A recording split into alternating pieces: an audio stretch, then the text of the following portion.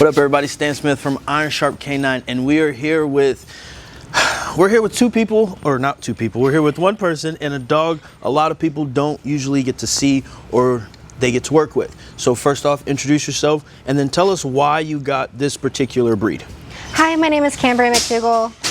This is a giant Schnauzer.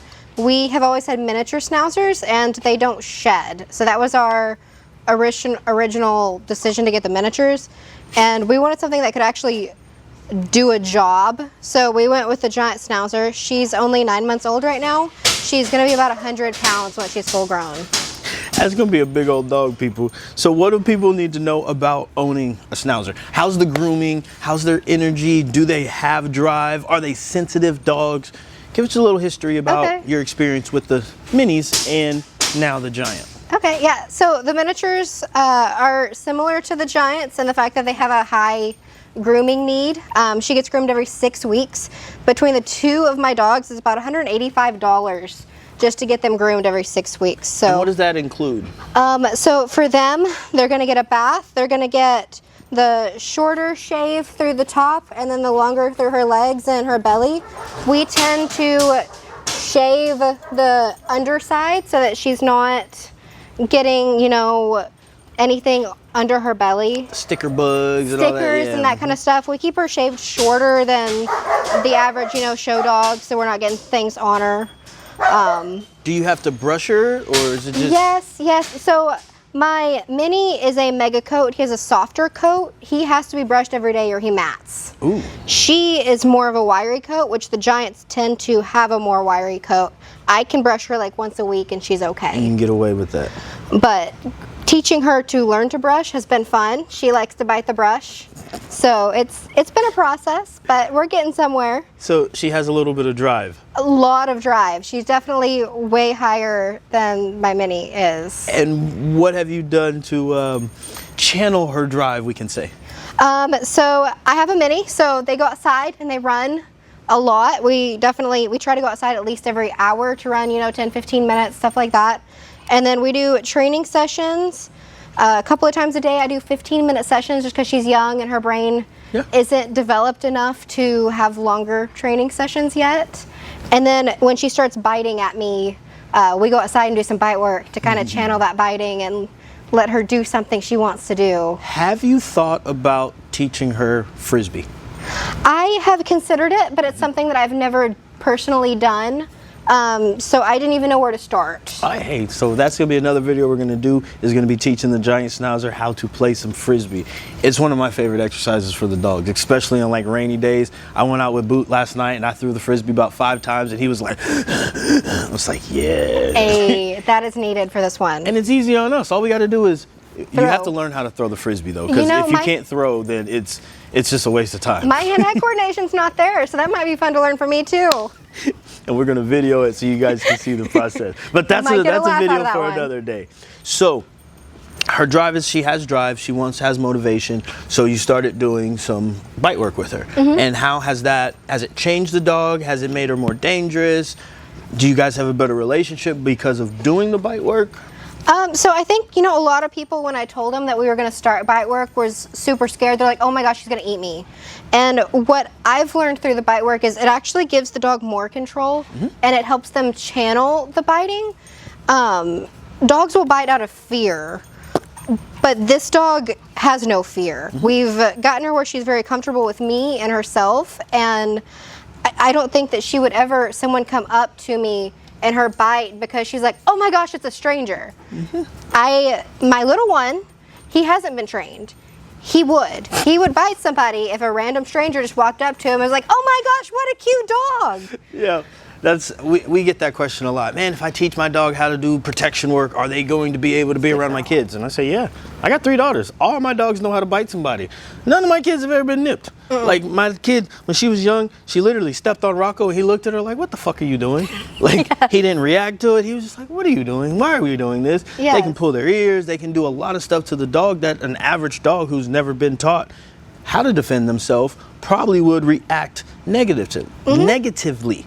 So protection training done right, let's make sure we put that out there, because you can't fuck up a dog. If you show this dog that anybody standing in front of him is a threat, yes, you will have a liability on your hand, but we want to teach the dog when they're supposed to bite, how they're supposed to bite, and most importantly, when they're not supposed to bite.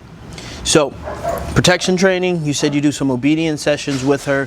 What does an obedience session look like for you?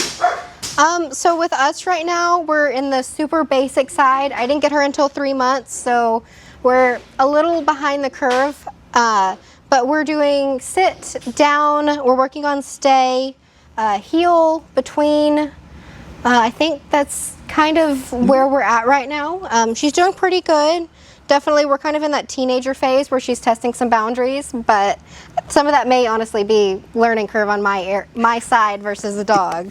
Well, let's see. Can you take her through some paces, and I'll walk you through and see where you can improve, where she can improve, and things that I would do if I was you. Okay. So let's do some puppy push-ups where we're gonna get her in a sit and a down. Okay, come here. Sit. Good girl. Down. Down. And you're also working on having to girl. fade the lure of leaning down so much with her. Yes. So she's getting to the point where she does understand those words. So we want to start fading it away. That's what we talked about last Yes. time.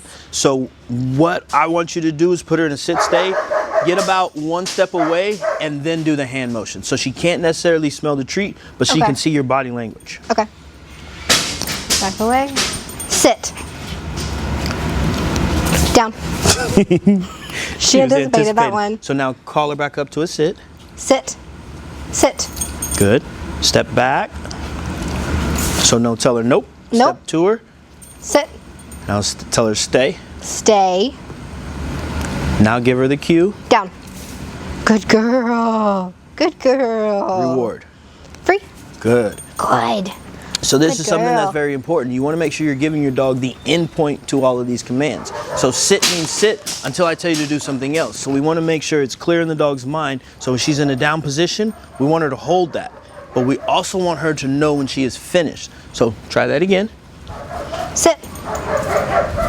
Stay. Nope. Stay. No. And this is what you get with a smart dog. Sit. She's anticipating. Sit. She's like, I know what you're going to ask me. So what you're going to do on this one, stay right there. If you had your clicker, you would, and go back to her and reward her in a sit. Good girl.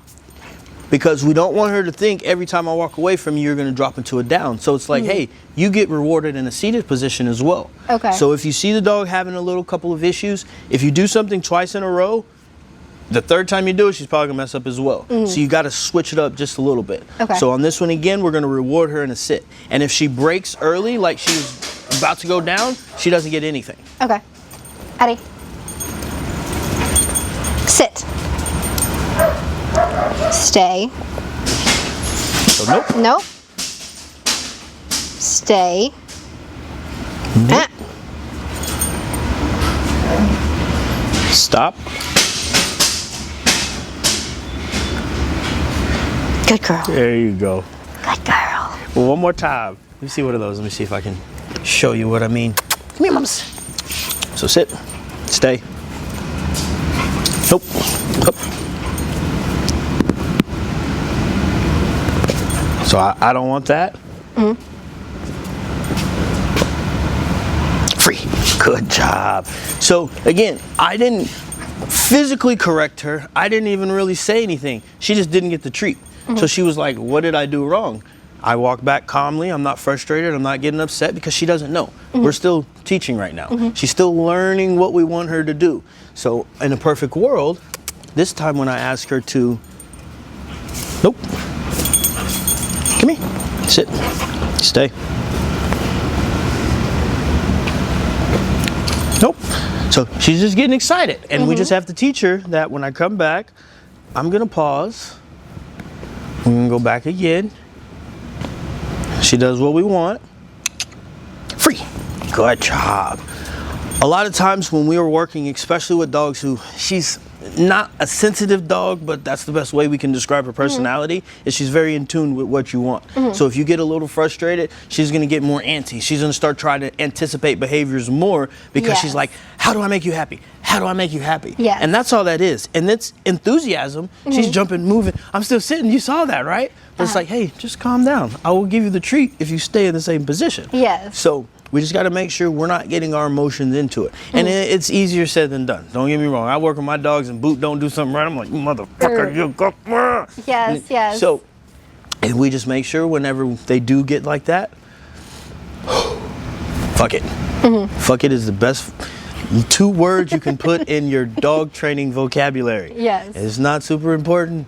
Fuck it, we can go back and fix it. So let's see if we can get her to stay in a seated position. Okay, Addie. Go ahead. Sit. Stay. Boom. Good job. Break. There Good you girl. go. Yes, better. And stop while you're ahead. So now we're not going to ask her to do that anymore. So now we're going to go off to something else. So when you're working with your dog and they do what you want to stop on that. You want to end on a good note because the dog is always going to come back to something the way they left it. So if she left on a good note, she's like, this got me rewarded. Okay, cool, I'm going to do it again. And then the next training session, come back and work on that. So how's her healing?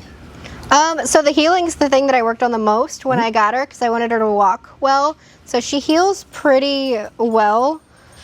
It's definitely her default at times. I'll be trying to do something else and she'll put herself in this position, which is sometimes frustrating. Yeah, she got rewarded with that the most. She did. Of course, she gets bored and thinks that she needs to do something else, so she won't always stay right here. Do we So like when you move start around moving, with her? Come on. I haven't started fading the lure just yet on this. Okay. Come on. Bless you. Perk. So you're at the perfect time to start fading the lure. So do you know how to fade? No, that's why I hadn't started it yet. Yes, you're doing so good. You are. Let's see. So what we're gonna do when we start fading the lure, she was on your right side, right? Yes. So we'll have it here, we're gonna walk, we'll take it away. Oh, good girl. She's like, oh, I'm gonna go back to mommy. We'll have it here, away, back down. And we're not worried about her positioning just yet. We want her to understand that in this position is where she's gonna get the reward. So she can be a little sloppy because we can polish all this up with the leash. But we want her to know, come here, that the treat's gonna come back to her. So we're trying to do a little too much with her. Come here. Sit. Good. So we'll go 1 step, away, back down. Sit. Nope. 1 step, away, back down. Reward. Good girls. And again, we're not worried about her positioning as long as she starts understanding that just because the treat went away, it's gonna come back down. When we have our leashes on, we can start polishing up all of those positions. We just want to get the idea of being beside me, and when I'm moving, you move. Even though the treat's not there, you still need to stay in the same position, and it's going to come back down to you. So this is really all about timing, but you'll find your way, because it's just like their gait.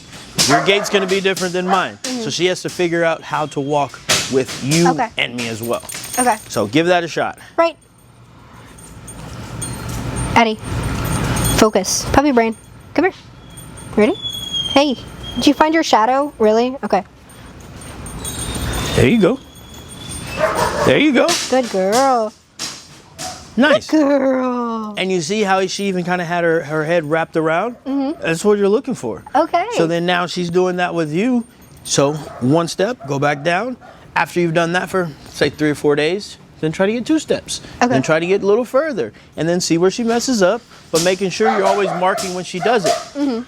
That looks great. Perfect. Do you have any questions? I think this makes sense. I'll be back on Friday, so we'll work on it this week and see how she does, and I'll probably come back with some frustration and questions once we work on it a little more. Right, Gray? And we just call that job security. Job security there. So we'll do one more. Okay. You ready?